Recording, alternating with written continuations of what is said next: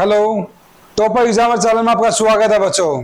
देखो आज मैं धातु और अधातु का जो मैंने फर्स्ट चैप्टर करवाया था आपको हिंदी मीडियम में बच्चों, उसमें मैंने आपको डेफिनेशन करवाई थी, परिभाषा समझाई थी कि धातु अधातु क्या होती है बच्चों। आज हम सेकंड पार्ट में पूरा चैप्टर क्लियर कर देंगे। मुझे पता है हिंदी मीडियम वालों आप वेट कर रहे हो हमारा, तो आपका वेट आज खत्म हो चुका है, इंतजार आपका। तो आज चैप्टर को हम खत्म कर देंगे बच्चों, ठीक है भाई। लेट वीडियो आई इसके लिए सॉरी, क्योंकि क्या है मैंने इंग्लिश मीडियम वीडियो बनानी पड़ेगी और उन सभी बच्चों के लिए जो सीबीएसई वाले हैं, तो आप सबके साथ हूँ हमेशा। अब हम सेकंड पार्ट करवाने जा रहे हैं बच्चों, ध्यान से सुनना आप। देखो यहाँ अघात वर्ध्य वो तन्य में क्या अर्थ है बताइए।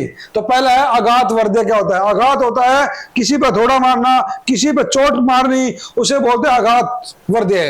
दांतों का वह गुणधर्म जिसके कारण दांतों को हथौड़े से या किसी चीज के साथ पीट पीट कर बिना टूटे पतली चादरों में परिवर्तित या बदल दिया जाए, उसे क्या बोलते हैं बच्चों, अघात वर्ध्य है।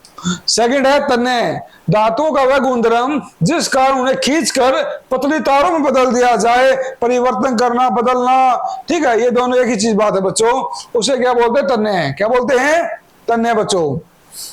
अब है सोडियम को केरोसिन तेल में डुबो क्यों रखा जाता है। ये सभी जो भी क्वेश्चंस मैंने ऐड करे हैं बच्चों, ये वही क्वेश्चंस हैं जो मैं एक चीज खुल के बताऊंगा आपको। एनसीईआरटी किताब उठाई जरूरत नहीं। अब अगर मेरे होते हुए आपको एनसीईआरटी किताब उठाने जरूरत पड़ गई तो मेरे पढ़ाया फायदा क्या बच्चों। सिर्फ आपका काम है वाचिंग करना, वीडियो कमेंट करना मेरी वीडियो कैसी लग रही है आपको। और स्पोर्ट में मेरा मकसद है कि बच्चों कि ये बुक है जो मैं पढ़ाने जा रहा हूं, अब आपको बुक उठाने की जरूरत नहीं है, खुद ये वीडियो ही आपकी बुक हो चुकी है बच्चों। अब और एक चीज खोल के बताऊंगा, ना ट्यूशन की जरूरत है। अगर मेरे होते हुए आपको ट्यूशन की जरूरत पड़ेगी बच्चों तो फायदा किस चीज का।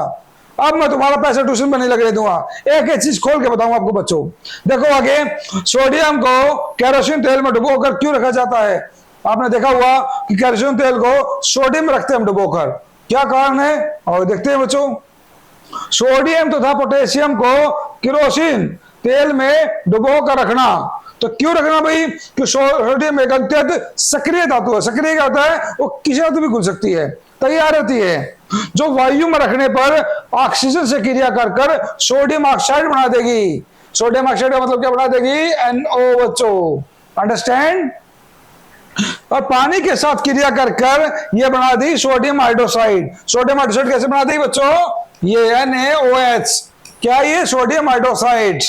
तो हाइड्रोजन गैस उत्पन्न करती है ये, और हाइड्रोजन अत्यंत ज्वलनशील होती है, मतलब जलती है। आपको देखा हुआ अब जो भी हम रिएक्शंस करते हैं, केमिकल रिएक्शन करते हैं आपस में, एलिमेंट है हाइड्रोक्लोरिक एसिड देखा हुआ आपने बच्चों, तो ये क्या है, गैस उत्पन्न करता है, बहुत ही जलने वाली। हमें आंखों से बचा के रखना पड़ता है, अगर हमारी आंखों में चला जाएगा ये तो हमारी आंखें डैमेज खत्म हो सकती है बच्चों, ओके, जिससे यह आग पकड़ लेगी। और इसीलिए सोडियम का वायु से संपर्क हटाने के लिए से हमें हमेशा केरोसिन तेल में डुबो कर रखना पड़ता है, समझ में आ गई, ताकि कहीं आग ना पकड़ जाए, ठीक है, कहीं हाथ जल ना जाए, इसीलिए हमें सोडियम में डुबो कर रखना पड़ता है बच्चों। तो ये क्वेश्चन आपको समझ में आ गए, ओके बच्चों। अब देखो आगे,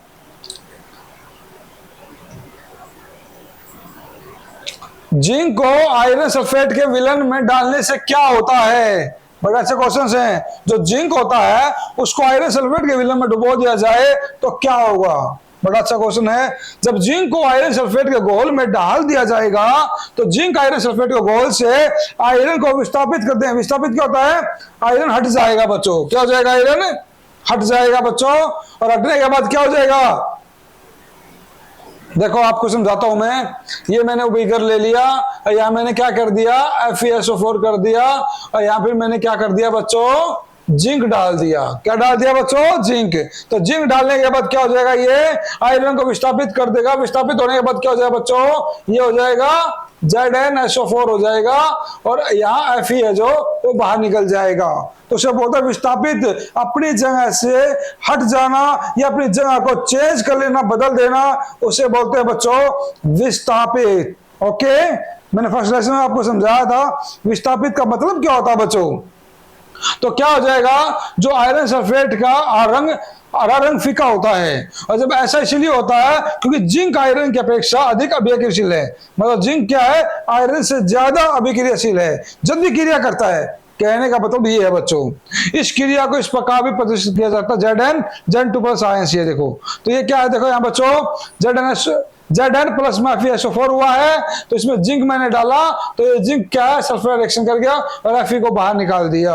ओके, तो ये चीज ध्यान से समझिए कि क्वेश्चन में आपको बड़े ध्यान से समझा रहा हूं बेटा। आज ये लेसन हमें खत्म करना, बिल्कुल ये ध्यान रखो आप सभी। आपका इंतजार अब खत्म हो चुका बच्चों। देखो यहाँ आयरन यौगिकों का गलनांक उच्च क्यों होता है, बड़ा अच्छा क्वेश्चन है। जो आयनिक होते हैं यौगिक उनका उच्च मतलब उससे मेल्टिंग पॉइंट है जो ज्यादा क्यों होता है, क्वेश्चन ये है। तो आयनिक यौगिका के उच्च गलनांक होते हैं क्योंकि इन यौगिका के आयनों के मध्य उपस्थित जो बल होता है वो क्या है, अंतर आयनिक आकर्षण बलों को समाप्त करने तो अधिक मात्रा में जब कोई चीज ऐसे जुड़ जाएगी तो मेल्टिंग पॉइंट में क्या होगा, उसे गर्म करें हीट करेंगे तो धीरे धीरे हीट करेंगे तो ऐसे होगा। तो क्यों, उसमें जो आयनिक बल है, अट्रैक्शन ऑफ फोर्स है, वो बहुत ज्यादा होता है, मजबूत स्ट्रॉन्ग होता है। इसीलिए उनको अलग करने के लिए, बॉन्ड को, उनका एटम्स को अलग करने के लिए हमें उसका जो मेल्टिंग पॉइंट है वो बहुत ज्यादा करना पड़ेगा, इसीलिए उनका गलनांक क्या उच्च होता है बच्चों। ओके,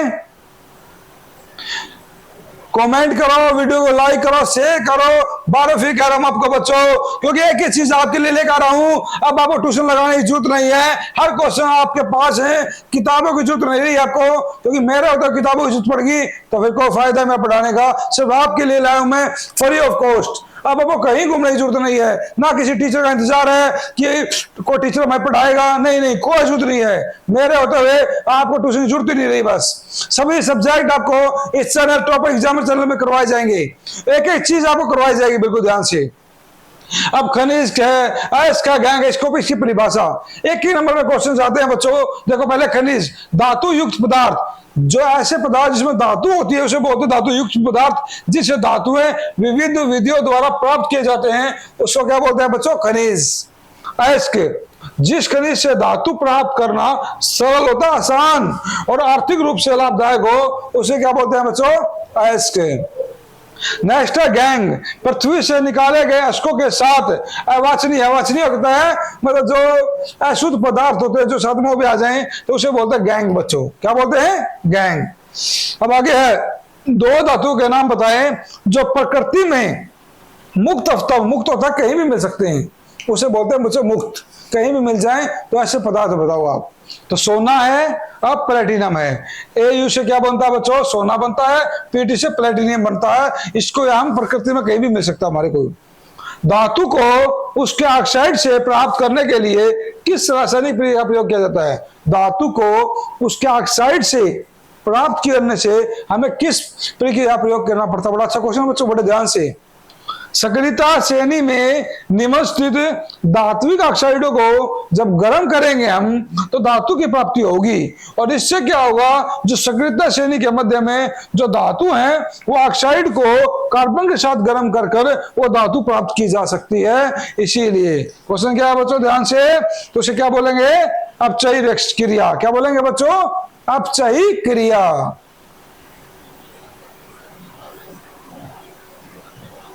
कौन सी धातु आसानी से संसाधित नहीं होती, मतलब ऐसी धातु जो जल्दी जंग ना लगती हो, ऐसी कौन सी धातु है जो जल्दी से जंग नहीं लग पाती है, तो वो है सोना प्लेटिनम। कौन सा बच्चों, सोना प्लेटिनम। मिश्र धातु क्या होती है, बड़ा अच्छा क्वेश्चन। मिश्र आ गया तो कुछ न कुछ चीज ऐड हो रही है, मतलब एक से ज्यादा कोई चीज ऐड हो जाए उसे बोलते हैं मिश्र धातु। धातु आपस में दो या दो से अधिक धातुओं के परस्पर मिलने से प्राप्त जो मिश्रण प्राप्त पदार्थ तैयार होता है उसे बोलते हैं मिश्र धातु। चाहे वो एक धातु दूसरे धातु के साथ हो, चाहे एक धातु अ धातु के साथ मिलती हो तो उसे बोले मिश्र धातु। शुद्ध धातु की अपेक्षा मिश्र धातु की विद्युत चालकता कम होती है बच्चों। क्या होती है, कम होती है। किसी में आयंस ना हो, किसी में ज्यादा आयंस हो, तो डिपेंड करता है मिश्र धातु पर। ओके, अब देखो उभयधर्मी ऑक्साइड क्या होते हैं, जिसे इंग्लिश में बोलते हैं एम्पोथेरिक। ठीक है, बड़े अच्छे क्वेश्चन है, एक एक क्वेश्चन करवा रहा हूं मैं, और ये बोर्ड एग्जाम में आ चुके हैं सभी बच्चों, इसीलिए करवा रहा हूं आपको, ताकि आप पे लेस में बोझ ना बने और ये आपको ये ना लगे कि क्या पढ़े हम, क्या आ सकता है एग्जाम में, अब भूल जाओ मेरे होते हुए। एग्जाम में जो चीजें आएंगी वो मैं करवाऊंगा, सिर्फ आपको वीडियो को समझना होगा, हर क्वेश्चन को ध्यान से बार बार समझना होगा। फिर भी ऐसा क्वेश्चन लगता है जिसमें आपको डाउट्स हो तो फिर मैं उस डाउट्स को क्लियर करूंगा, कमेंट में लिखो आप और हमारी टीम आपसे संपर्क करेगी, उस वीडियो को दोबारा बनाएगी जो भी क्वेश्चन आपको डाउटफुल होते हैं बच्चों। तो जो धात्विक ऑक्साइड अम्लीय और क्षारीय दोनों प्रकार का व्यवहार दिखाते हो उसे बोलते हैं उभयधर्मी ऑक्साइड। एग्जाम्पल आता है साथ में एल्यूमिनियम ऑक्साइड और जिंक ऑक्साइड। ठीक है, बड़े एग्जाम्पल के साथ एक चीज करवा रहा हूं मैं। एक नंबर में आ गए उभयधर्मी, जो धात्विक ऑक्साइड अम्लीय और क्षारीय दोनों प्रकार का व्यवहार रखता हो। एग्जाम्पल एल्यूमिनियम ऑक्साइड और जिंक ऑक्साइड बच्चों। ओके, अब आगे देखो, दो धातुओं के नाम बताएं जो तनु अमल में हाइड्रोजन को विस्थापित अभिजन से हटा दे, और दो धातु जो ऐसा नहीं कर सकते हो, जो विस्थापित भी कर सकते हो दो धातु, और जो विस्थापित नहीं कर सकते हाइड्रोजन को, ऐसे बताओ भाई।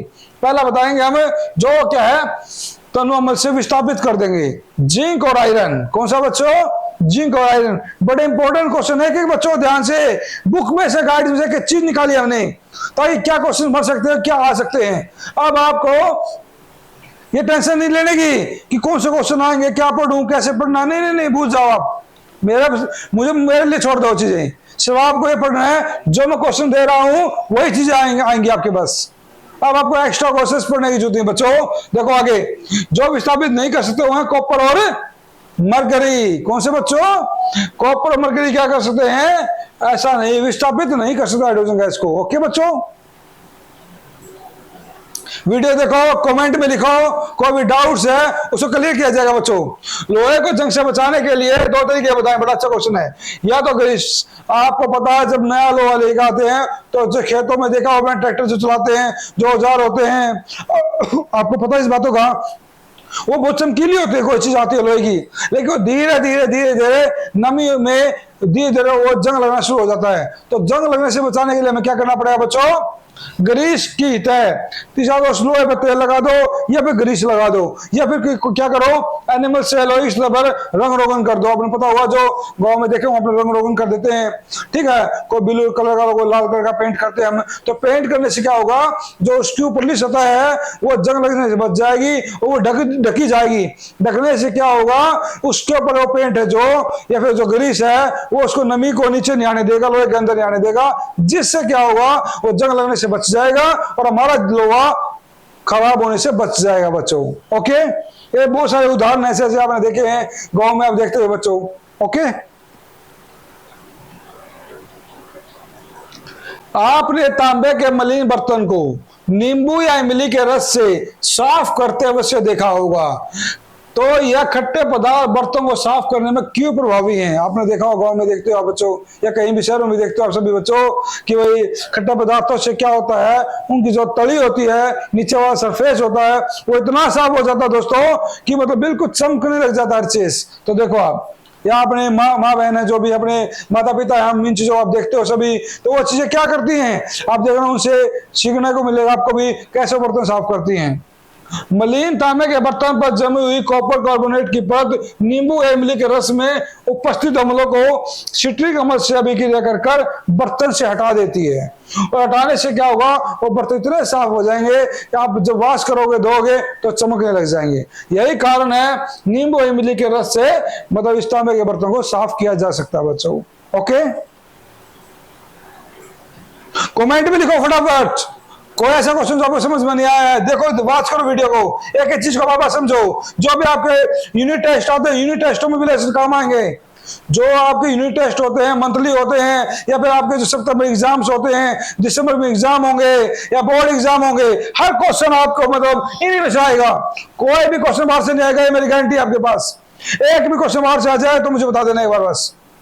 ये मेरा 8 साल का अनुभव है जो एक एक चीज को आपको दिखाएगा बच्चों। गर्म जल का टैंक बनाने में तांबे का उपयोग होता है, परंतु इस्पात लोहे का क्यों नहीं होता? बड़ा अच्छा क्वेश्चन है। क्यों नहीं होता? देखो यहाँ कॉपर की उष्मा चालकता स्टील की अपेक्षा अधिक होती है और ऊर्जा बचाने के लिए गर्म पानी के टैंक को कॉपर से बनाया जाता है, क्योंकि क्या गर्मी के कारण वो कहा गर्म हीट के कारण वो कॉपर रिएक्ट नहीं कर पाता और कॉपर क्या जल से विक्रिया भी नहीं करता और भले उसे कितना भी गर्म किया जा सके, आपने पढ़ा होगा, ठीक है। तो इससे क्या होगा, लोहा जब गर्म हो जाएगा तो क्या है, वो गर्म पानी होने के बाद जल से क्रिया करेगा और जल से क्रिया करने के बाद क्या हो जाएगा, वो टैंक फट भी सकता है बच्चों। इसीलिए हमेशा गर्म जल का टैंक बनाने में तांबे का उपयोग होता है। देखो यहाँ Fe लो और आपने वाटर लिया तो आयरन ऑक्साइड बन जाएगा बच्चों, क्रिया करके नहीं, ये क्रिया करने के बाद क्या हाइड्रोजन गैस बनाएगा जिससे ब्लास्ट हो सकता है टंकी का। ओके, धातु और अधातु के बीच कैसे विभेद क्या होता है, डिफरेंस बच्चों, अंतर। अब मैं आपको ये बताऊंगा अंतर कैसे होता है बच्चों, ठीक है। एक एक क्वेश्चन बड़ा ध्यान से करवाया जा रहा है बच्चों, बिल्कुल, और आपको बिल्कुल ध्यान से समझना होगा। एक भी चीज अगर आपकी डाउटफुल रहेगी तो फिर हम ऐसे काम नहीं चलेगा बच्चों, ठीक है।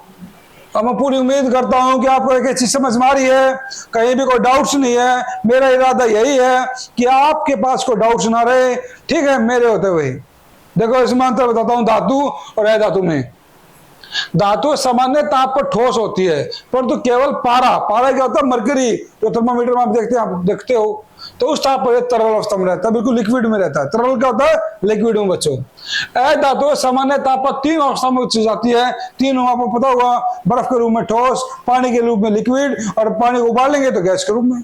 इसे बोलते 3 अवस्था है, सॉलिड, लिक्विड और गैस। ओके, धातुएं तन्य और आघातवर्ध होती हैं, ये क्या है, नहीं होती भाई। हीरा और ग्रेफाइट और आयोडीन इसके अपवाद है, इसके एग्जाम्पल हैं। ओके, धातुएं क्या है, चमकदार होती हैं, ठीक है, ये क्या है, चमकदार नहीं होती बच्चों।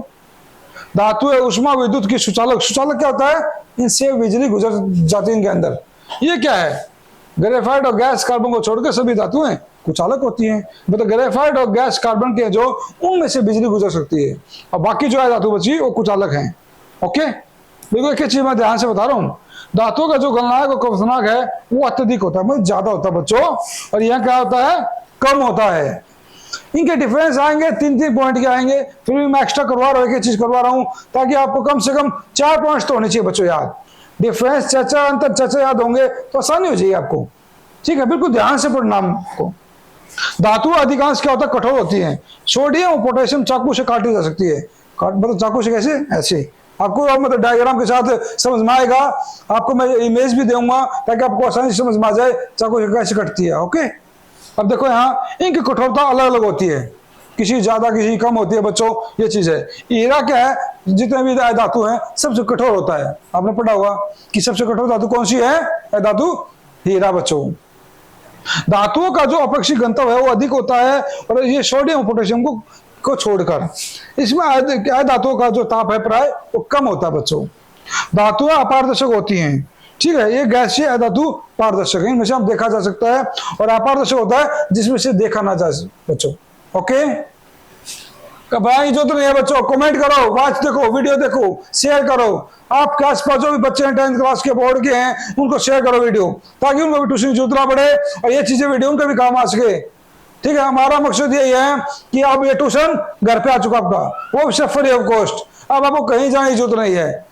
ओके,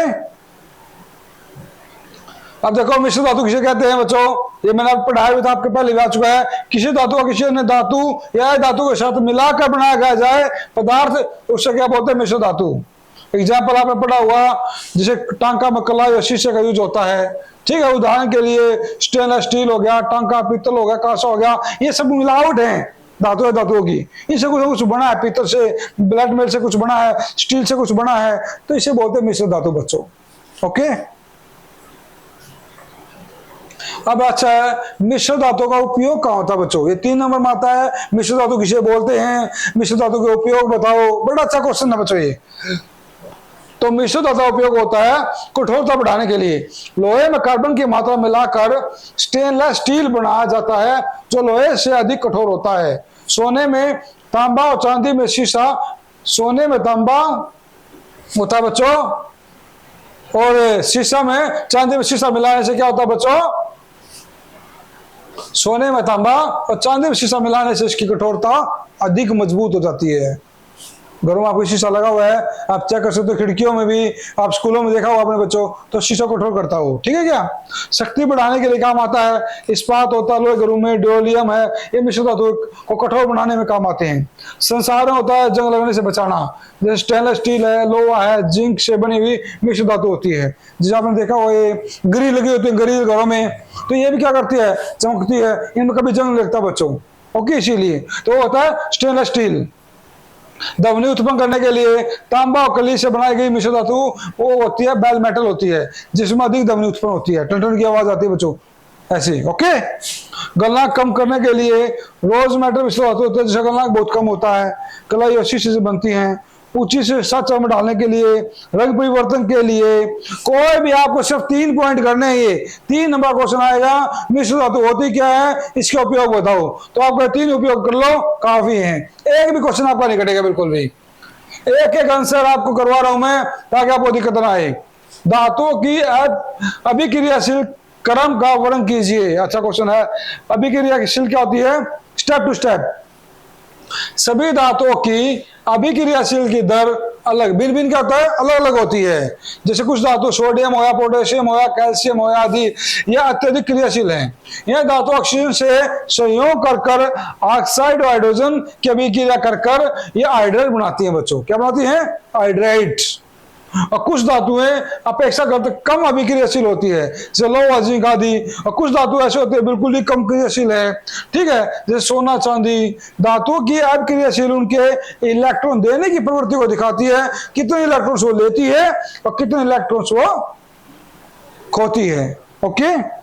तो धातुओं को अभिक्रियाशील के आधार पर उनकी क्रियाशीलता के घटते क्रम के अनुसार लिखा जाता है, जिसे धातुओं की अभिक्रियाशील कहते हैं बच्चों, ओके। सारे क्वेश्चन इंपोर्टेंट है बच्चों, एक चीज कमेंट में करो, वॉच करो, लाइव करो वीडियो को, बिल्कुल ध्यान से देखो, ये सिर्फ आपके लिए है बच्चों। आगे देखो, खनिज और अयस्क में अंतर क्या होता है बच्चों, ठीक है, बड़ा इंपॉर्टेंट क्वेश्चन है। क्या चीज, जिन प्राकृतिक पदार्थों में धातुओं के यौगिक पाए जाते हैं, मतलब धातु के यौगिक, धातु के कुछ गुण पाए जाते हैं, उसे खनिज बोलते हैं। और जिन खनिजों से लाभदायक और सुविधापूर्वक ढंग से धातु प्राप्त की जा सकती है, उनको क्या है, खनिजों का अयस्क बोला जाता है। क्या बोलते हैं, अयस्क मिलते हैं। अनेक खनिजों में धातु की प्रतिशत मात्रा काफी बड़ी मात्रा में होती है और कुछों में बहुत कम मात्रा में होती है भाई, ओके। और धातुओं की जो प्रतिशत मात्रा है सभी अयस्कों में पर्याप्त होती है, मतलब उसमें कोई होती है, होगी जब तो अयस्क होंगे बच्चों, ओके। कुछ खनिजों में बहुत अधिक अशुद्धियां होती हैं जो धातु के निष्कर्षण में रुकावट डालती है, मतलब उसे अवश्य करने के लिए अशुद्धियां होती है, उसमें कुछ कुछ मिलावट होती है और मिलावट को दूर करने के लिए उसे शुद्ध धातु का रूप दिया जाता है बच्चों, ओके। अयस्कों में कोई भी आपातिक अशुद्धियां नहीं होती, अयस्कों में बिल्कुल साफ प्योर होते हैं, ओके। सभी खनिजों को धातु निष्कर्षण के लिए उपयोग नहीं किया जा सकता, इसमें क्या है, किया जा सकता है बच्चों, ओके। एक एक चीज आपको मैं बड़े ध्यान से करवा रहा हूं। कॉपर को वायु में खुला छोड़ने पर वह हरे रंग का हो जाता है, कारण वही, जब कॉपर को वायु में उपस्थित कार्बन डाइऑक्साइड के साथ अभिक्रिया करता तो इसकी सतह पर भूरे रंग की चमक धीरे धीरे खत्म हो जाती है और इस पर क्या होगा, हरे रंग की परत चढ़ जाएगी, जिसे हम क्या बोलेंगे, कॉपर कार्बोनेट। क्या बोलेंगे बच्चों, कॉपर कार्बोनेट। ये एग्जाम्पल आपकी रिएक्शन है बच्चों, ओके। आगे है वर्जन और निष्ठापन क्या होता है, जिसे इंग्लिश में बोलते हैं रोस्टिंग, और निष्ठापन क्या होता है बच्चों, कैल्सिनेशन। रोस्टिंग और कैल्सिनेशन में अंतर क्या है, वर्जन का प्रयोग हम करते हैं सल्फाइड अयस्कों के लिए किया जाता है, और निष्ठापन का प्रयोग करते हैं कार्बोनेट और हाइड्रेटेड अयस्कों के लिए किया जाता है। वर्जन में अयस्क को वायु की उपस्थिति में गर्म किया जा सकता है, इसको क्या है, वायु की अनुपस्थिति में गर्म नहीं किया जा सकता। इसमें वायु होती है, इसमें वायु नहीं होती है, ओके। मतलब इसमें वायु के साथ इसे गर्म किया जाता है, इसको वायु के बिना भी गर्म किया जा सकता है, ओके। इसमें CO2 गैस उत्पन्न होगी, इसमें क्या है, CO2 होगी, इसमें सल्फर डाइऑक्साइड होगी, इसमें कार्बन डाइऑक्साइड होगी बच्चों, ओके। उदाहरण है जिंक गैस को वायु की उपस्थिति में गर्म करने के बाद वो जिंक ऑक्साइड में बदल जाएगा, और ये क्या हो जाएगा, इसमें क्या है, जिंक कार्बोनेट को वायु, बिना वायु के भी इसे गर्म करेंगे तो ये जिंक ऑक्साइड में बदल सकता है बच्चों, ओके। इसमें वायु की जरूरत नहीं होती, इसमें वायु की जरूरत होती है, ओके, एक एक चीज आपको खुल के समझाऊंगा बच्चों, कहीं आपको दिक्कत नहीं आनी चाहिए। आयनिक यौगिक सोडियम क्लोराइड, सोडियम और क्लोरीन कैसे बनता है? क्वेश्चन ये है, आयनिक यौगिक है जो, उसमें सोडियम क्लोराइड और सोडियम और क्लोरीन कैसे बनता है? क्वेश्चन ये है। सोडियम आयन और क्लोराइड आयन विपरीत आवेशित होने का, विपरीत आवेशित होता है, किसी में पॉजिटिव चार्ज, किसी में नेगेटिव चार्ज होने के कारण एक दूसरे की ओर आकर्षित होते हैं। आपको पता है जो सेम चार्ज होंगे, सेम चार्ज आपको पता होगा, सेम चार्ज क्या होते हैं बच्चों? कहने का मतलब मेरा ये है, अगर प्लस प्लस होगा तो ये क्या है, एक दूसरे को दूर फेंकेगा, अगर प्लस और नेगेटिव होगा तो एक साथ ये अटैक करेगा, मिलाएगा। ठीक है, आकर्षित होना और आकर्षित होना, तो प्लस प्लस इसको दूर फेंकेगा और प्लस जो माइनस है ये मिलाएगा आपस में। ओके, ऐसे, और प्लस प्लस होगा वो दूर जाएगा। ओके बच्चों, तो इन जो आवेशित है वो अलग अलग होने का आकर्षित होगा और मजबूत स्थिर वैद्युत बल से बंद होकर सोडियम क्लोराइड बना देगा बच्चों। NaCl के रूप में उपस्थित रहता है, और सोडियम क्लोराइड अणु के रूप में नहीं पाया जाता, बल्कि विपरीत आयनों का समुच्चय होता है, मतलब प्लस माइनस आयन। ओके, तो ये करवा रखा है मैं, देखो बड़े ध्यान से एक चीज आपको बिल्कुल ध्यान से समझना की चीज, विद्युत अपघटनीय शोधन से आप क्या समझते हैं? विद्युत अपघटनीय शोधन क्या होता है? जब कॉपर हो या जिंक हो या टीन हो या निकल हो या चांदी सोना आदि जैसी अनेक धातुओं का शोधन विद्युत अपघटन द्वारा किया जाता है। इस प्रक्रिया में क्या होगा, जो अशुद्ध धातु को एनोड और शुद्ध धातु को पतली कैथोड में रूप में होता है। अशुद्ध धातु तो क्या होगा, एनोड होगा, और क्या होगा, जो शुद्ध धातु है उस पर कैथोड होगा बच्चों। धातु के लवण विलयन का उपयोग विद्युत अपघट्य के रूप में होता है, और विद्युत को होता है बिजली। अपघट्य में से जब विद्युत धारा प्रभावित करते हैं, जब गुजरेगी विद्युत, तो क्या हुआ, एनोड पर स्थित जो शुद्ध धातु है वो विद्युत अपघट्य में घुल जाएगी। इससे क्या हुआ, इतनी मात्रा में शुद्ध धातु विद्युत अपघट्य से कैथोड पर चली जाएगी। इससे क्या होगा, जो विलयनशील अशुद्धियां हैं वो विलयन में चली जाती हैं, और अविलयनशील अशुद्धियां एनोड के नीचे आकर निक्षेपित हो जाएगी, जिससे क्या होगा, एनोड अपमुख हो जाएगा। ओके, एक एक चीज करवा रहा हूं आपको, ये सारे क्वेश्चन इंपोर्टेंट है। देखो 2014 में आया था बच्चों हरियाणा बोर्ड में, चाहे वो हिमाचल प्रदेश हो, ठीक है, चाहे राजस्थान हो, चाहे वो यूपी हो, और स्टेट्स के लिए क्वेश्चन करवा रहा हूं मैं, ताकि आपको समझ में आ जाए। एक भी क्वेश्चन आपका रहना चाहिए, यही मेरा लक्ष्य है। एनोडीकरण क्या होता है? एक रासायनिक प्रक्रिया जो एल्यूमिनियम धातु पर मोटी ऑक्साइड की परत बनाने का कार्य करती है, उससे एल्यूमिनियम ऑक्साइड की पतली परत इसे संसारने से बचाती है, मतलब जंग लगने से बचाती है। उसको मोटी परत को क्या बोलते हैं, कि यही सुरक्षा देता है, उसे बोलते हैं एनोडीकरण। क्या बोलते हैं बच्चों? एनोडीकरण। इसलिए नेक्स्ट क्वेश्चन है, ठोस अवस्था में जो आयनिक यौगिक होते हैं वो विद्युत सुचालक होते हैं, जबकि जलीय विलयन में विद्युत के सुचालक होते हैं। कहने का मतलब ये है, जब वो ठोस हो जाएंगे तो उसमें विद्युत नहीं गुजरेगी, जब वो पानी के रूप में होंगे तो उसमें विद्युत गुजर जाएगी। कारण क्या है? तो कारण बता दें आपको, धन और ऋण आयनों के बीच, मतलब प्लस और माइनस आयनों के बीच मजबूत आकर्षण बल होने के कारण आयनिक यौगिक ठोस और थोड़े कठोर हो जाते हैं, और ठोस अवस्था में विद्युत का चलन नहीं करते, क्योंकि ठोस अवस्था में जो दृढ़ संरचना होती है, उनकी जो आकृति होती है बच्चों, उस आकृति के कारण आयनों की गति संभव नहीं हो सकती। जब आपको पता, जब आयंस आपस में जुड़े होंगे वो मूव नहीं कर पाएंगे, तो उसमें से विद्युत नहीं गुजरेगी। लेकिन आयंस दूर दूर होंगे, पानी में जल के रूप में होंगे, तो कोई आयन कहीं होगा, कोई कहीं होगा, तो उस आयन से कारण हो क्या है, विद्युत वहां से गुजरेगी, तो आयंस भी ट्रांसफर हो जाएंगे, वो भी अपनी गति के रूप में काम करेंगे बच्चों। तो यही है कि विपरीत आवेश वाले आयनों के मध्य स्थित जो वैद्युत आकर्षण बल है ऊष्मा के कारण कमजोर पड़ जाता है, जिससे क्या है, वो स्वतंत्र या आजादी के रूप से आयनों के गमन करने का विद्युत का चालन करते हैं बच्चों। ओके, एक एक क्वेश्चन आपको मैं ध्यान से करवा रहा हूं, ताकि आपको कहीं भी दिक्कत ना आए।